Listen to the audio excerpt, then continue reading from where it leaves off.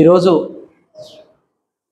మన Siddhartha degree and PG కళాశాలలో Telangana lecturers forum ఆధ్వర్యంలో ఆచార్య జయశంకర్ గారి యొక్క జయంతి కార్యక్రమాన్ని ఇక్కడ జరుపుకుంటున్నందుకు చాలా సంతోషిస్తా ఉన్నా.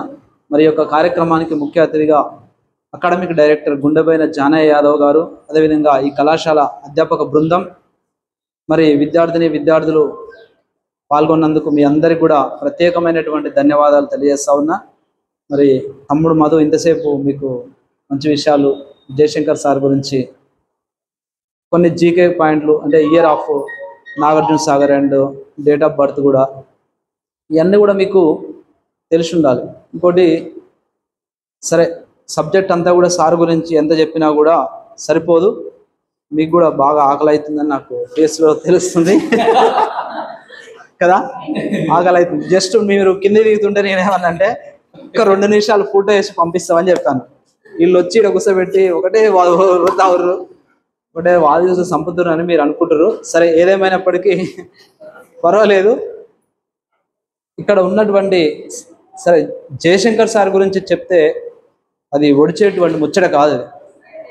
మీరు తెలంగాణ కోసం ఇప్పుడు జానయ్య సార్ చెప్పినట్టు, తమ్ముడు మధు చెప్పినట్టు, నీళ్లు, నిధులు, నియామకాలు ఇవేవైతే ఉన్నాయో, ఆనాడు ఆంధ్ర పాలకులు మన దగ్గర నుంచి సంపదని, నీటిని అన్ని కొల్లగొట్టకపోతురు అని చెప్పేసి చాలా రకాలుగా ఈ యొక్క ఉద్యమాలన్నీ కూడా, ఇంకోటి తను చదువుకుంటూ ఈ యొక్క ప్రాంతానికి జరుగుతున్నటువంటి అన్యాయాన్ని ప్రశ్నించు ఎన్నో రకాలైనటువంటి అవమానాలు, తన యొక్క జీవితాన్ని మొత్తం త్యాగం చేసి తెలంగాణ కోసమే, ఒకటే ఒక వ్యక్తి తెలంగాణ కోసం జీవితాన్ని ధారపోసినటువంటి వ్యక్తులు ఎవరు కూడా లేరు, జయశంకర్ సార్ తప్ప. ఎందుకంటే జయశంకర్ సార్ అన్ని రకాలుగా తెలంగాణ రావాలని చెప్పేసి, మీకు ఒక విషయం గుర్తుండాలి. మీరు 2014లో ఏం చదువుతున్నారు? మీరు జూన్ 2, 2014లో మీరు ఏం చదువుతున్నారు? 9th 10th. అప్పుడు మీరు చదువుతున్న టైంలో ఎప్పుడు తెలంగాణ గురించి బందులు, రాస్తారోకోలు, స్కూల్ బంద్ చేయడం, రాస్తారోకోలు చేయడం, బస్సులు తరగబెట్టడం, ఇవన్నీ రోడ్ల మీద ధర్నాలు రాస్తారు. మీకు స్వీట్ మెమరీ అది గుర్తే ఉండాలి. ఇంకోటి ఏంటంటే, మేము స్వరాష్ట్ర సాధనలో మేమందరం కూడా భాగస్వాములైనాం. ఆనాడు ఏదో షోప్టప్గా వచ్చి, అంటే 10 మందిని కూడగొట్టి ముందులో పడ్డాడు లీడర్ అయిపోయిండు, వానికి పదవులు వచ్చినాయి. 10 మందిని జమ చేసేవాడు శ్రమ.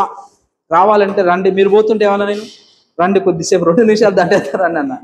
అంటే వచ్చిన తర్వాత ఈ విధంగా ఎంతో, అప్పుడు ఆనాడు జయశంకర్ సార్ గారు చాలా పోరాటాలు చేసిండమ్మా.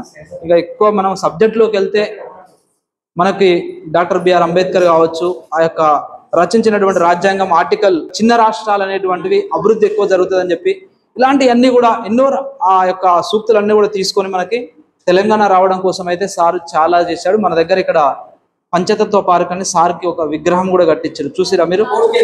కోర్టుకు ఎదురుగా ఒక కట్టించారు.